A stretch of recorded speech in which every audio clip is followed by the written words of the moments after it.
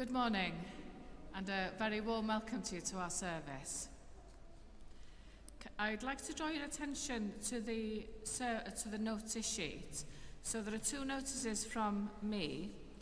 So the first one is that I would like to set up some kind of a congregational meeting. That's why we've been trying to get names for the electoral roll as well. But I'd like to consult with you as to when would be the best time for a congregational meeting.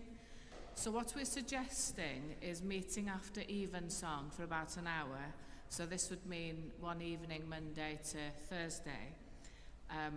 Meeting for 5:45 till about 7 o'clock. Now, if that really would be inconvenient to you, could you let me know on the way out or at the end of the service?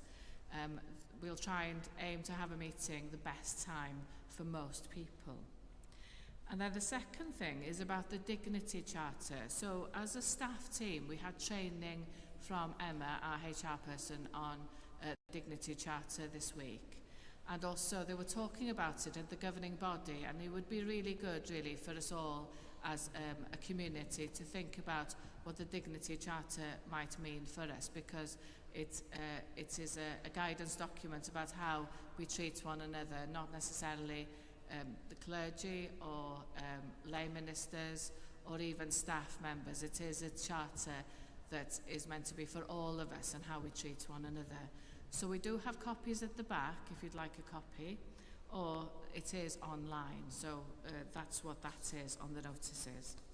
And then we do have our normal weekly activities, but can I please remind you about Doniau as well, which is at 1:15, our usual lunchtime recital programme. And as you can see, we've got a violinist for this week. And then my last job this morning is to read Banns of Marriage. So I published the Banns of Marriage between Charlotte Collins-Jones of Broadeniol and Christopher Roberts, also of Broadeniol. If any of you knows cause or just impediment why these two persons should not be joined together in holy matrimony, you are to declare it. This is the second time of asking. I don't think they're with us today, but next week when they come, maybe we'll say a special prayer for them. But please do remember them in your prayers. So today is the third Sunday of Easter, and we'll be thinking about the road to Emmaus. So can we just spend a moment now preparing ourselves for our worship?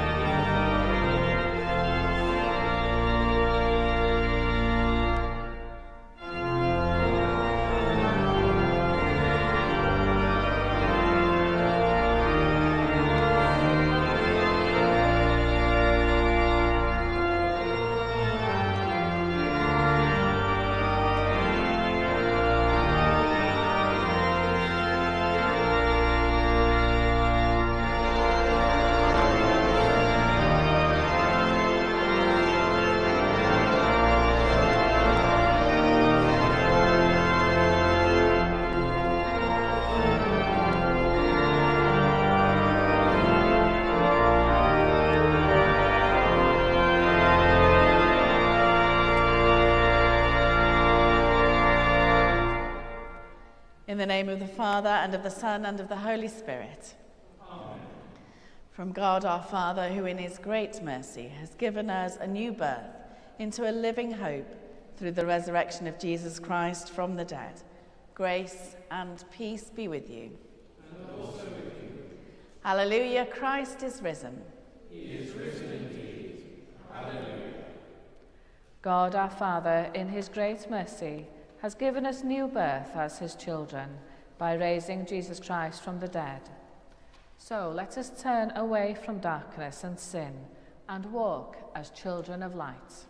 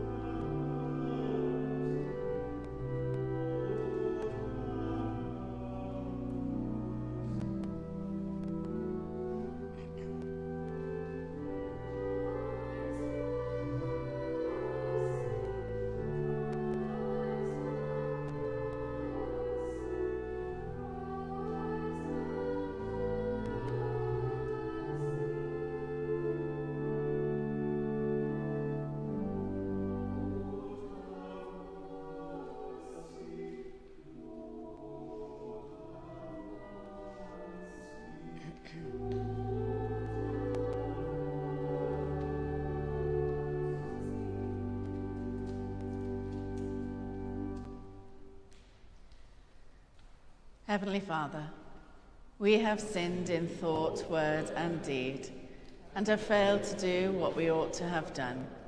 We are sorry and truly repent. For the sake of your Son, Jesus Christ, who died for us, forgive us all that is past, and lead us in his way to walk as children of light. Amen. Almighty God, who forgives all who truly repent, have mercy on you and set you free from sin, strengthen you in goodness, and keep you in eternal life through Jesus Christ our Lord. Amen.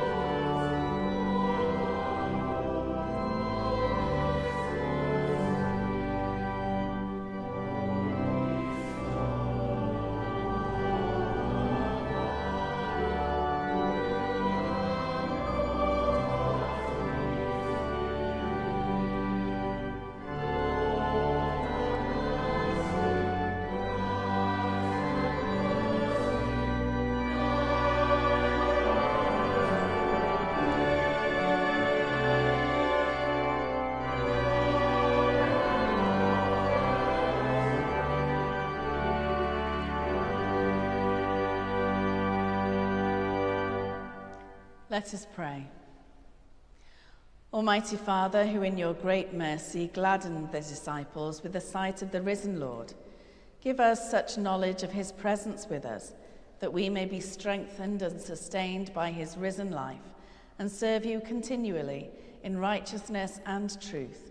Through Jesus Christ, your Son, our Lord, who is alive and reigns with you in the Holy Spirit, one God, now and forever. Amen.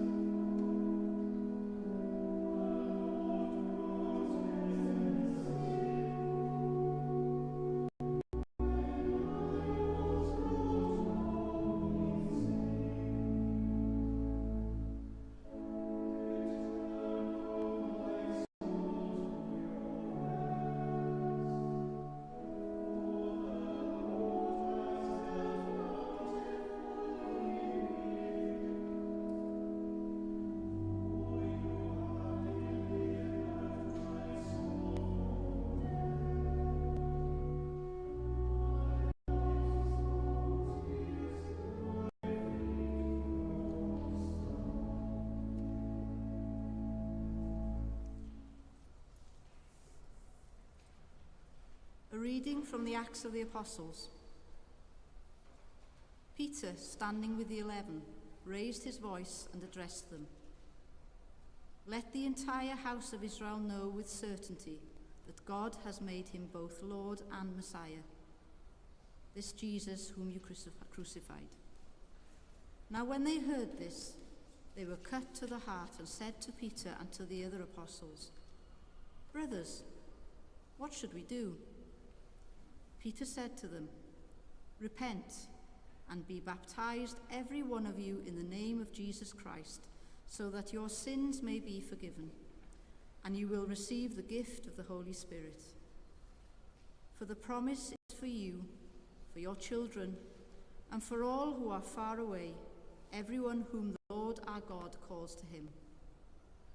And he testified with many other arguments and exhorted them, saying, Save yourselves from this corrupt generation.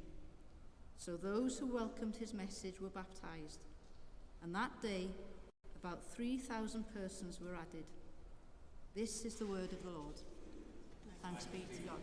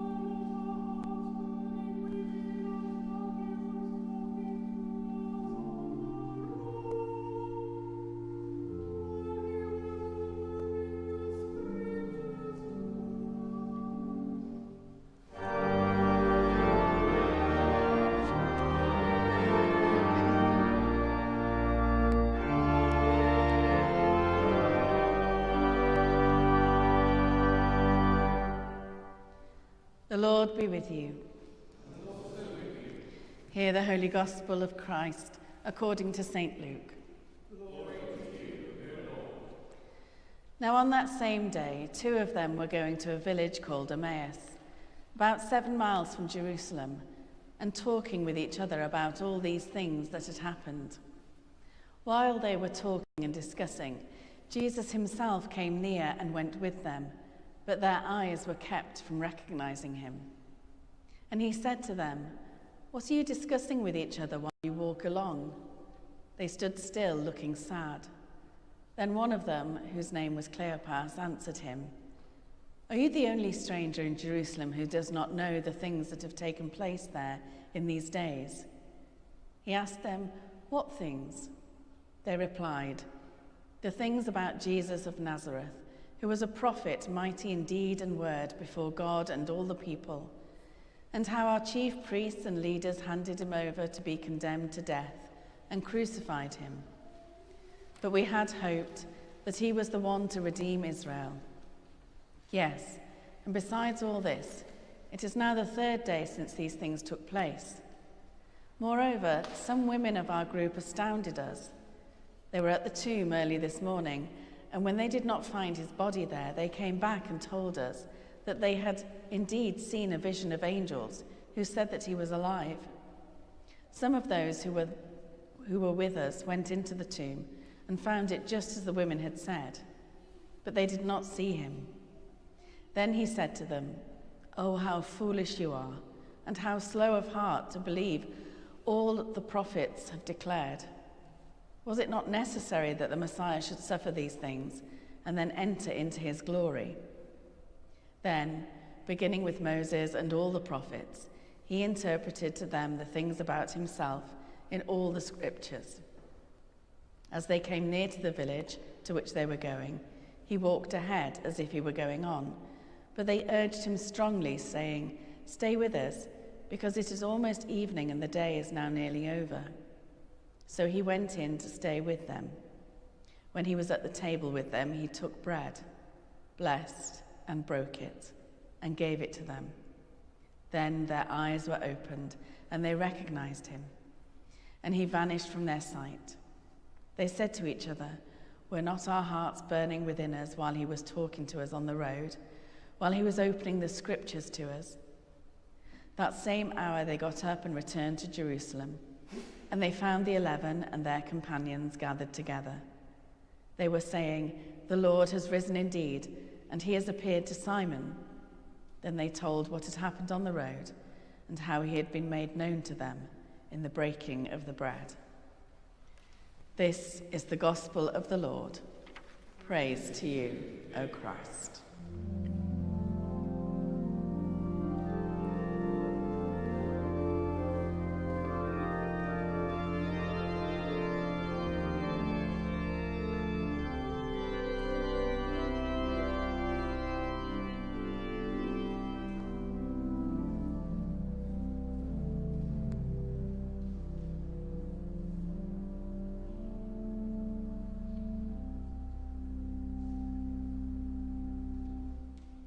May I speak in the name of the living God, Father, Son, and Holy Spirit. Amen.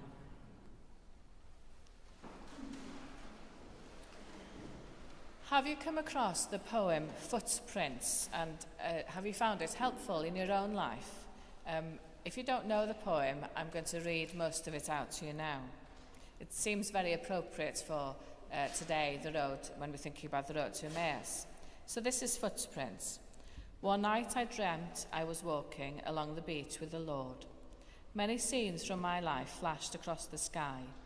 In each scene I noticed footprints in the sand. Sometimes there were 2 footprints, other times there were one set of footprints.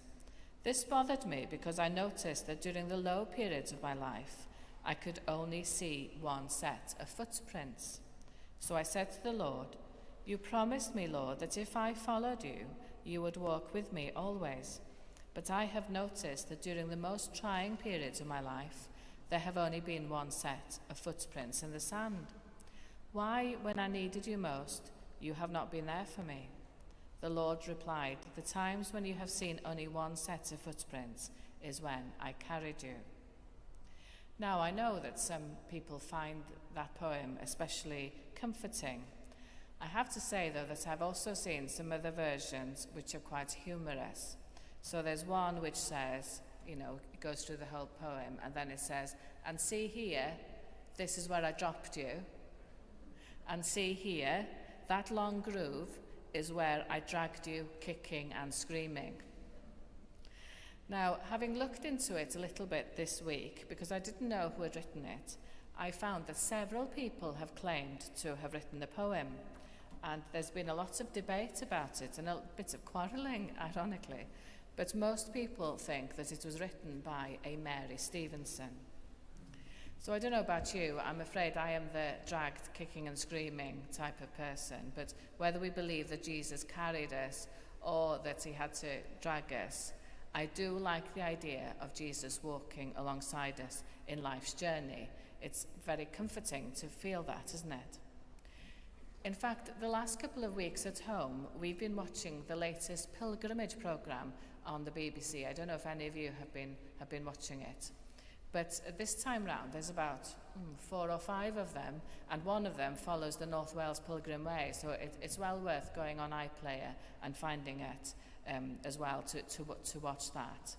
But the last one has been about going to Lindisfarne, in the northeast.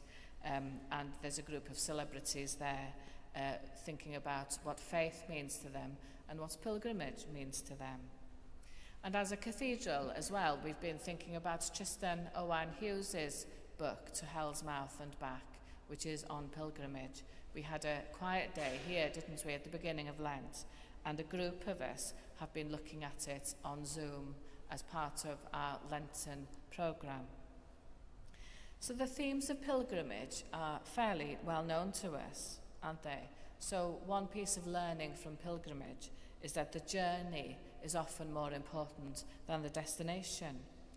There's also a strand of teaching about the importance of those who accompany us on the road, and that people can also give us insight as well as company. And pilgrimage also speaks about the importance of place. And certainly, this cathedral church attracts lots of pilgrims as well as visitors, And we never know who's going to pop in from one day to the next. In fact, I would say about 4 or 5 times at Evensong in the last couple of months, we've had people here who have been following the North Wales Pilgrim Way. And when we were looking at the figures for the report for 2024, we calculated that about, on average, at least 30 people come to visit the cathedral every day. And we haven't analysed the figures for this year or this last year yet, but I suspect it might even be more. So pilgrimage is really important. And an important pilgrimage theme is that unexpected people and unexpected places can give us insight into God and into our lives. And the story about the road to Emmaus tells us that Jesus himself can sometimes draw alongside us without us knowing. I do worry, though, that we can preach about the road to Emmaus in a little bit of a sentimental way, because there are very strong themes here in the story, and it's not just about Jesus accompanying us. There's a very important lesson here, I think, also about hospitality, and that how we treat strangers is how we treat Christ. For me, this calls to mind another story that Jesus told about the last days, when the righteous are told that when he was hungry, they gave him food, when he was thirsty, they gave him something to drink, and a stranger, and they welcomed him, and so on. And you'll remember the ending, because it's very often an Advent reading. Jesus says this, "Truly I tell you, just as you did it to one of the least of these who are members of my family, you did it to me." And I think the moral of both of these passages is that we don't always know who we are dealing with. It reminds me of that Hebrews passage as well about entertaining angels unaware.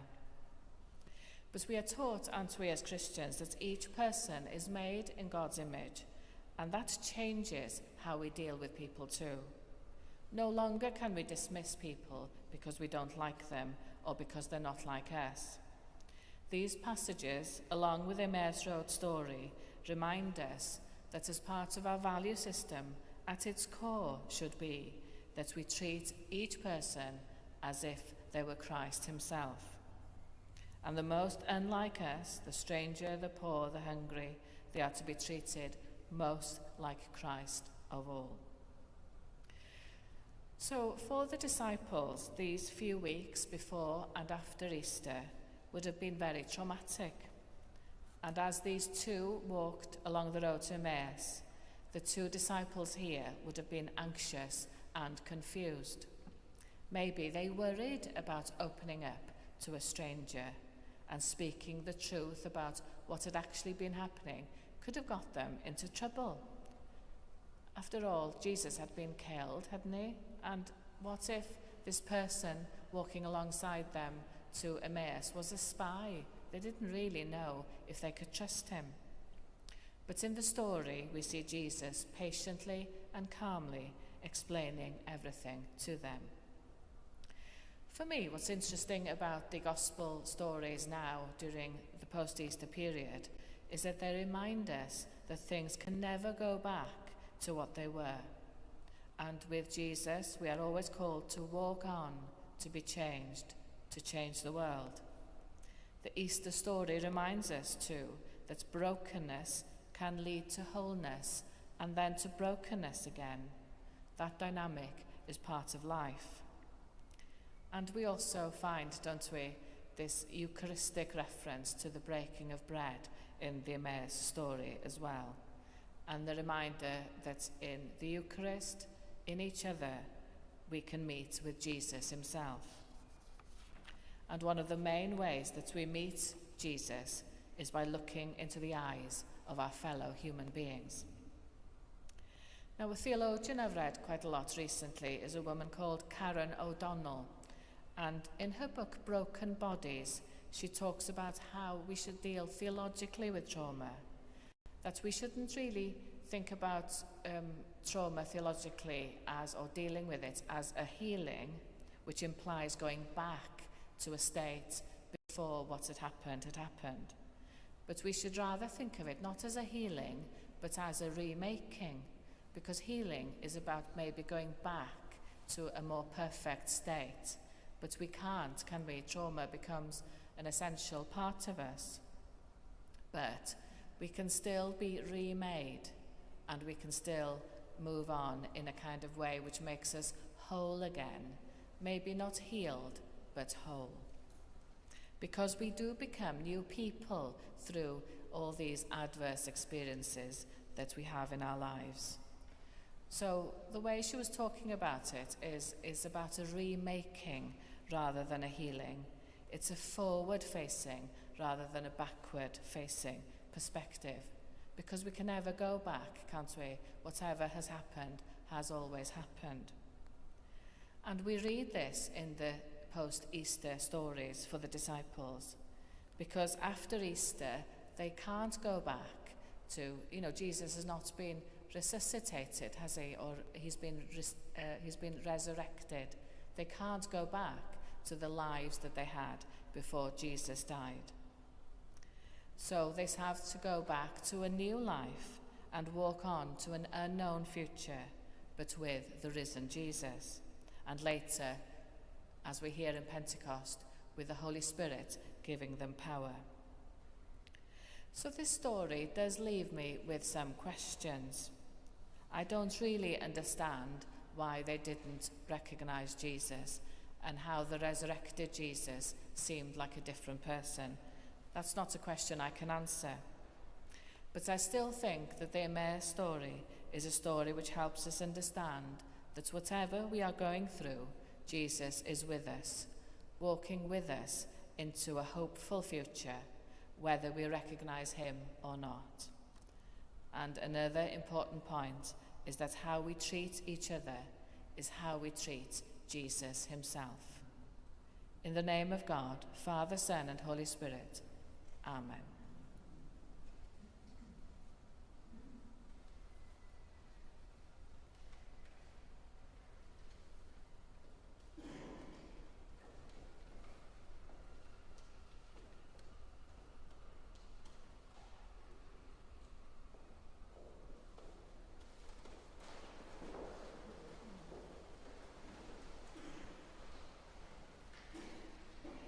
We say together the words of the baptismal creed. I believe and trust in God the Father, source of all being and life, the one for whom we exist. I believe and trust in God the Son, who took our human nature, died for us and rose again.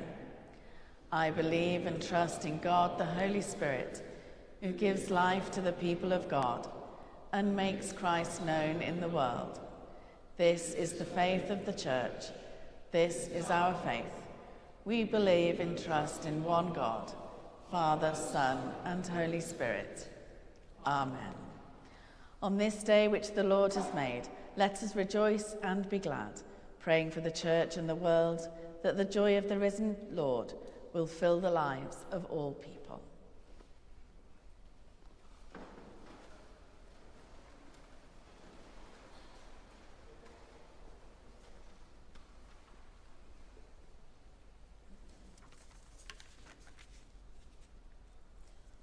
Almighty God, we pray for the Church throughout the world, that it may carry the light of the risen Christ, bringing hope to the discouraged and comfort to those in darkness. We pray that, like the disciples at Emmaus, our hearts may burn within us as we embrace the Scriptures and recognise Christ in the breaking of the bread. Let the children of God say, His love has no end. Creator God, your Son walked this earth and taught us to seek you in all its beauty and the wonders it holds. As we approach Earth Day, we pray for the stewardship of your Church and of our world. We so often see too much of the evidence of poor stewardship the world over, that it is sometimes easy to forget the world belongs to you. Let the children of God say, His love has no end. Gracious Father, we pray for our clergy, our Archbishop, and all those involved in creating the Church a safe and welcoming place for all your children. Grant them wisdom, courage, and strength to continue their work in your name. Let the children of God say, His love has no end.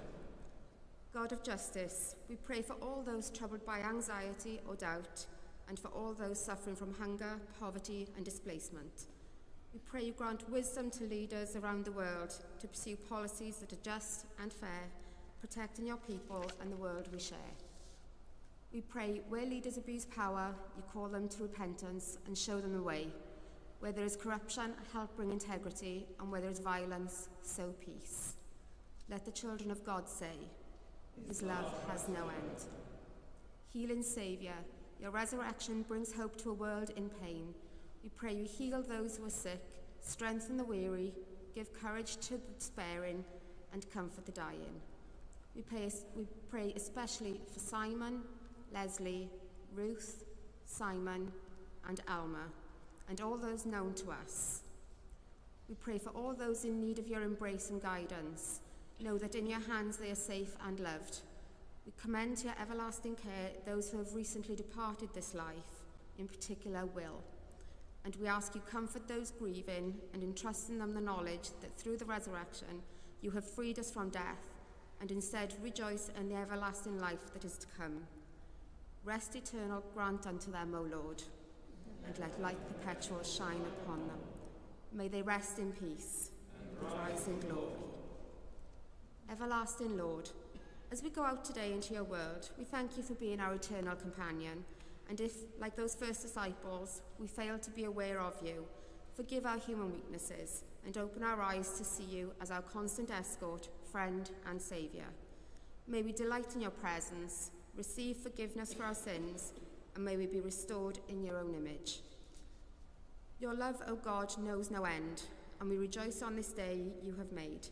May our prayers bring the gladness that fills our hearts to the lives for all whom we have prayed. Through Jesus Christ our Lord. Amen.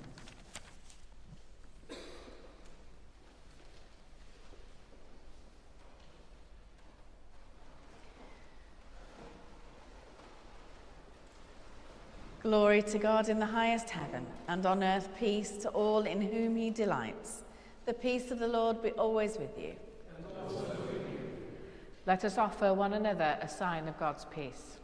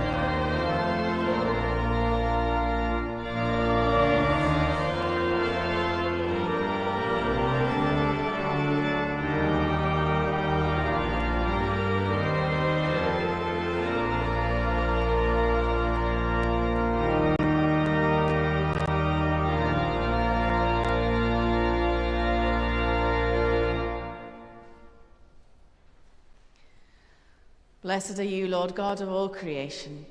Through your goodness we have this bread to offer, which earth has given and human hands have made. It will become for us the bread of life. Blessed be God forever. Blessed are you, Lord God of all creation. Through your goodness we have this wine to offer, fruit of the vine and work of human hands. It will become our spiritual drink. Blessed be God forever. The Lord be with you. And also with you. Lift up your hearts. Let us give thanks to the Lord our God. It is right to give our thanks and praise. It is indeed right, it is our duty and our joy at all times and in all places to give you thanks, Holy Father, all-powerful and ever-living God, through Jesus Christ our Lord. Because in these days of Easter we praise you with joyful hearts, in thanksgiving for your saving works, since in the paschal mystery of your Son, you have brought light to your children through the hope of eternal life. Through the one perfect sacrifice offered on the cross, he has restored us men and women to his own image, opened the gate of heaven, and regained for us the hope of glory.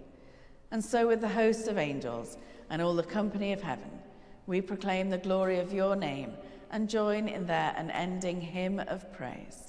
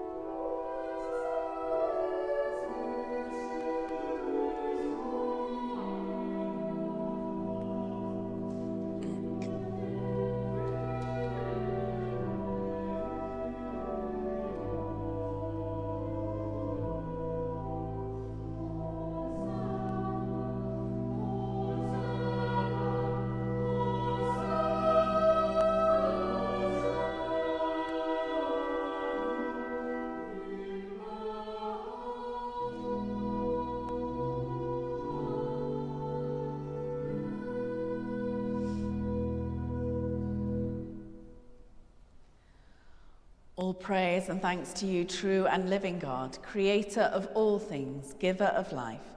You formed us in your own image, but we have marred that image and fall short of your glory. We give you thanks that you sent your Son to share our life. You gave him up to death that the world might be saved, and you raised him from the dead that we might live in him and he in us. Sanctify with your Spirit this bread and wine, your gifts to us, that they may be for us the body and blood of our Saviour Jesus Christ. On the night he was betrayed, he took bread, and when he had given thanks, he broke it and gave it to his disciples, saying, "Take, eat. This is my body, which is given for you. Do this in remembrance of me."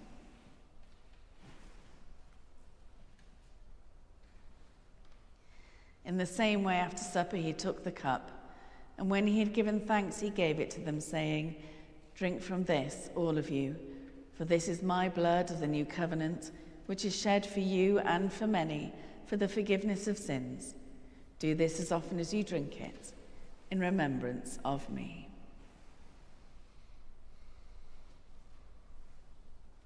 Let us proclaim the mystery of faith.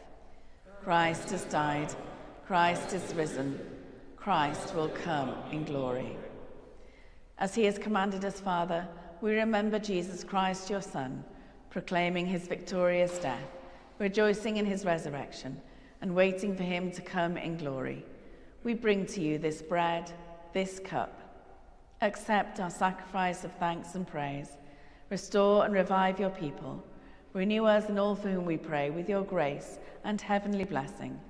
And at the last receive us with all your saints into that unending joy, promised by your Son, Jesus Christ, our Lord. Through him, with him, in the unity of the Holy Spirit, all honour and glory are yours, Almighty Father, forever and ever. Amen.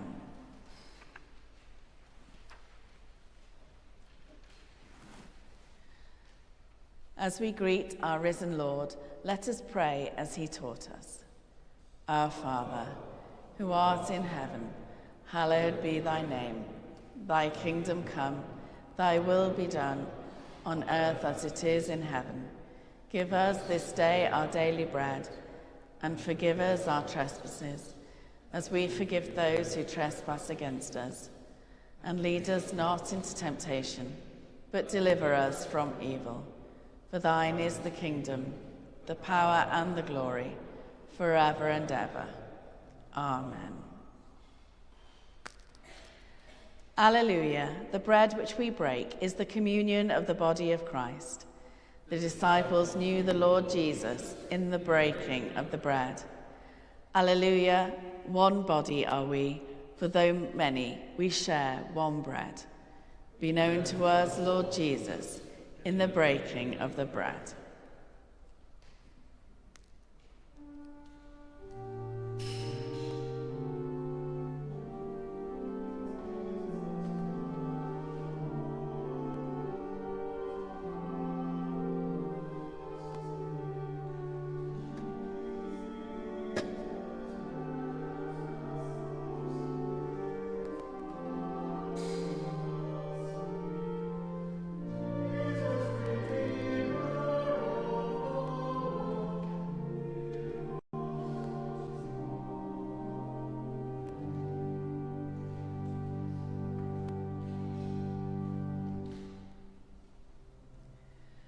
Alleluia. Christ, our Passover, is sacrificed for us. Therefore, let us keep the feast. Hallelujah.